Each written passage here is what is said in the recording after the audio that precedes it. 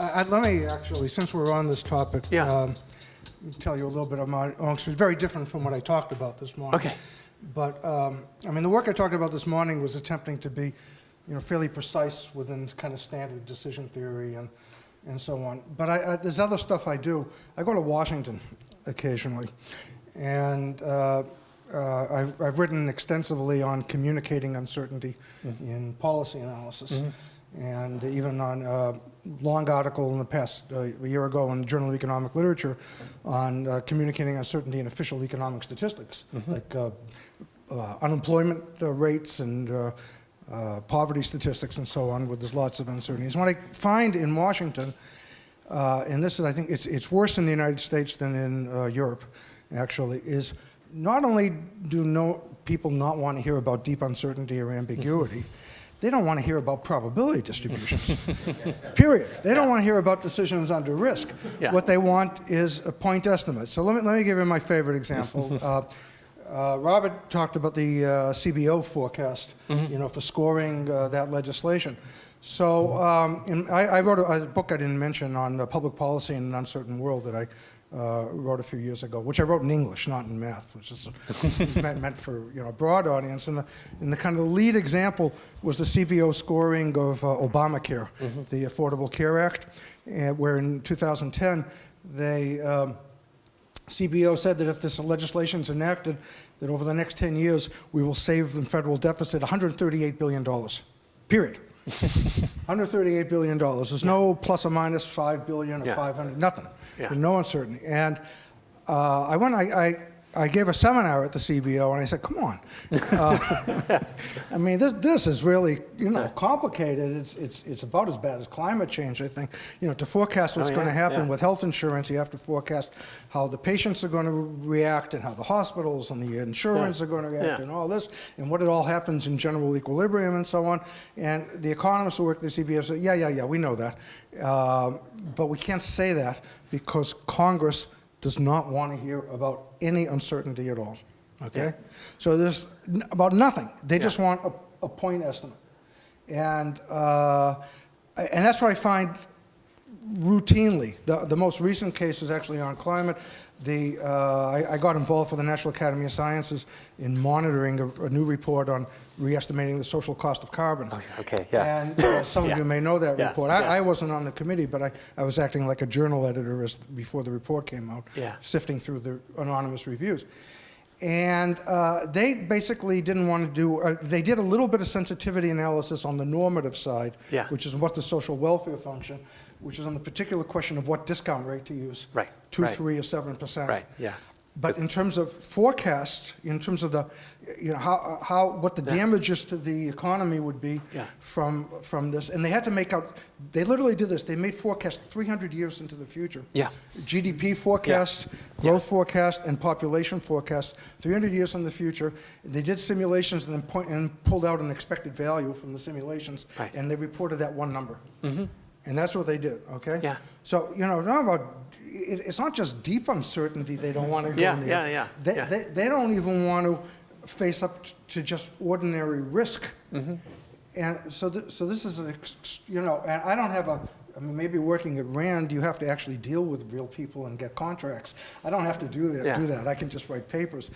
I don't have it's just frustrating all the time because they're just always saying, we got to have a number. And that's it. It's just a single number, not even one probability distribution, never mind sensitivity. No, I mean, I think that's, I've still got my mic, No, I mean, I think that's exactly right. I think, though the TRIA, the terrorism insurance, I mean, that was not like CBO that we were told by Congress what to do. We had, we had money to do the analysis and interacted with Congress in doing it. And yes, there's the, sort of a whole variety of reasons that they don't want to talk about even, risk, much less deep uncertainty. But sitting there with them and spending lots of time with them in this process did, it's always hard to tell, what one particular intervention does in this whole complicated thing. But the way that this information was teed up did allow people to talk to one another, you know, and move the conversation forward. Totally agree on the social cost of carbon. I mean, one of the reasons we've done so much of our work in the adaptation space is that you know, you can get people in the room, work them through these sorts of examples, and then they start figuring out how to, you know, communicate this through their organizations. I mean, we have one water agency we've been working with for a number of years, very, you know, innovative agency where the technical staff has understood, I mean, forever, I mean, how squishy the forecasts are that they do there. You know, the current state of the art is 2 scenario, normal year and, you know, drought year. And the power of doing this multi-scenario stuff, and they do it. And so we've been doing that with them for a while. I've taught them how to do it, they do it. They have had no support from the top. They just sort of, you know, we write papers together, but they sort of change they use different language, you know, in the public communications. But now the guy at the top, this most recent guy, you know, the man, not the sort of the upper analyst, but the guy at the top has been so pounded about sounding so, standing up through the entire drought period and saying, we've got everything covered, that he is now really interested in figuring out how to talk about multiple scenarios, because he figures he needs to talk that way to deal with the public. So, you know, the ideas sort of percolate through, but, you know, I mean, that's why I think it's so interesting to think about, you know, what it takes to catalyze, you know, these sort of change discussions. I was going to, yeah, go ahead. Much as I would like, so I'm Tony O'Hagan, by the way. Much as I would like to think that Europe is better than the US at some things, when it comes to decision makers being able to understand and even acknowledge uncertainty, no. My experience is that nobody wants to know. Politicians particularly. Yeah. For a politician, it's death to accept any idea of uncertainty. The voters will not vote for you. They'll even vote for somebody who apparently will change his mind and be equally certain of the opposite the next day as he did the day before, and they seem to like that. Well, the one example I use is that you're in England, right? It's still England. It's England again, yeah.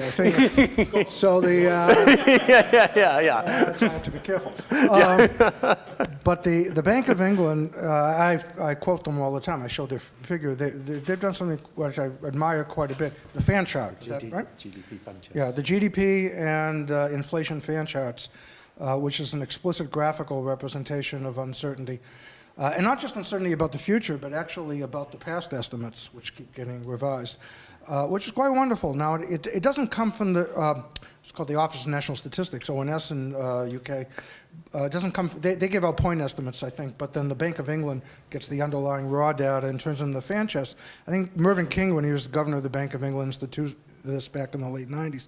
And it is accepted. The Financial Times, you know, when these things come out, the people pay attention to the fan charts, and it seems to have been accepted. And I spend a lot of time in London each year, and I do find at least there a little bit more receptivity to uncertainty than in the U.S. I mean, come on, you can't be as bad as us. Yeah. Okay, I was going to. Dave Stainforth at LSE.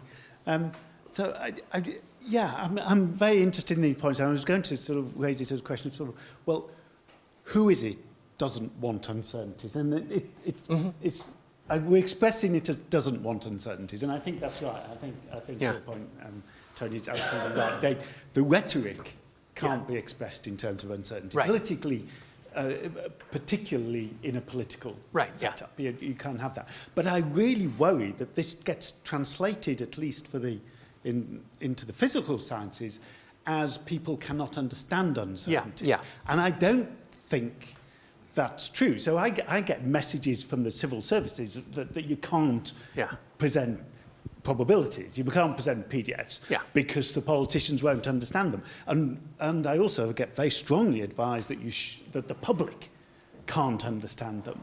And I find that deeply frustrating because I buy that at some point, and then then I go and talk to school kids, and they say, "Oh yes, we did that last week. We know all about that. We've been doing this for ages." And I don't know what's happening. Is it that we're conning ourselves that actually they can understand more, or maybe when you leave high school suddenly you forget everything, and it doesn't seem plausible. It seems to me there is a better understanding of probabilities, but it can't be. But in a rhetorical situation, you can't use it. When you're arguing for something, it's something different. I know. That's a very good distinction, and it's and I think a rich and important, interesting question. So, so two stories. I mean, one, my colleague David Budescu, who's a psychologist, he's got a really fun study where he looked, and I forget the details of it, but the essential point was that. Quarterly reports by companies that reported ranges were much more credible than those that point forecasts, because people understood that, in fact, the point forecast was silly. Though whether the range was actually representative of what the actual variance was less important than the fact that they had thought through a range. Which, I mean, maybe stupid, but maybe not, right? Because if you think about a decision process, I mean, if you go through the effort of thinking that, in fact, it's not a point, but it's a range, you have to think about whether you're signaling, what is your signaling. But I mean, clearly the rhetoric, the rhetoric of, people understand it perfectly. I mean, the rhetoric just doesn't, you need certainty. So two quick stories on that. I mean, one on the Europe-US thing. I mean, we did this tour of the Dutch Delta Works, where they show off all the great stuff. So you go see the Rotterdam flood barrier, right? And so the guy gives you the tour, and he says, "We plan for the worst case." And then you raise your hand, and you say, "Well, actually, your 2080 flood sea level rise estimates are even smaller than California. So did you plan for the worst case?" And then he says, "Well, actually, this thing sits on a big concrete barrier, and if the sea level's more than we think, at least within, like a meter or two, we can just pour more concrete for a few more $1 billion, raise the thing by a meter. And that buys us a lot of sea level rise." That's a good answer, but that's, not what they say on the public tour, right? And for obvious reasons. But then, one of, the water agencies, I mean, again, they kind of get it. So that they were doing public outreach on their resource plan, and someone raises their hand and says, "Do you really believe the climate models?" And this is a hostile question, right? Because, clearly the questioner doesn't. And so the guy from the water agency says, "Well, I don't believe the models, but when we're done with this process, I'm going to believe the plan." Which was actually not bad rhetoric, right? And, but he can say that, but he hasn't taught his political masters how to say that yet. Thanks. Christian Golnier from Toulouse School of Economics. Well, in Europe, we have one political rule for decision under deep uncertainty. That's the precautionary principle. So the precautionary principle, which is in the French Constitution, it's also in the Maastricht Treaty, it's in different international agreements like the Rio protocol, that kind of thing. So it states that when we under deep uncertainty, we should not use the fact that we don't know to postpone action for prevention, that kind of thing. So it's not completely true that politicians just reject the idea of risk. I mean, they understand that, but the problem is they don't know what to do with that. Yeah, go ahead. There's no precautionary principle in the United States. That was also Well, I mean, yes and no. I mean, actually, we're, a lot more risk averse in some things than Europeans. When we disastrously went into Iraq, Dick Cheney had a precautionary principle, right? Famously stated by Condi Rice. So there, the precautionary principle, in fact, was not a very good way to deal with uncertainty. But it's actually fairly complicated because politicians understand uncertainty really well, which is how they get elected, right? Which is in a massively uncertain process, and they're very good at kind of thinking their way through that, or at least. They rise to the top, right? And you do get these various discourses. There's precaution, and others, and so I mean, it's not simple the way it's actually used. It's just there's a real distance the way it appears in the rhetoric and the way that informed scientific analysis tries to mesh with it. And that's, I think, part of the problem we're trying to solve. Let me just to finish up, maybe we'll come back to my own talk on medical decision-making for a moment. One of the things that attracted me to study medical decision-making is I thought there was more chance of actually having some, doing something useful.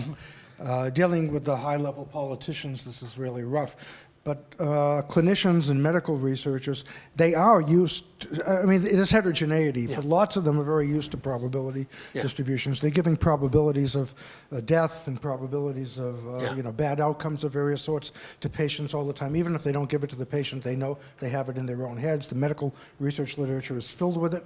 And so I thought the jump from, so they're used to risk. I think they take the probabilities that they get too seriously. But I thought the jump from going there, because they're used to distributions already, to go to sets of distributions and ambiguity might be less of a jump for medical people than for the general politicians. I talked to a fair number of them, and I think there's some hope, for that. So. Yeah. Well, thank you. Thank you guys. Yeah.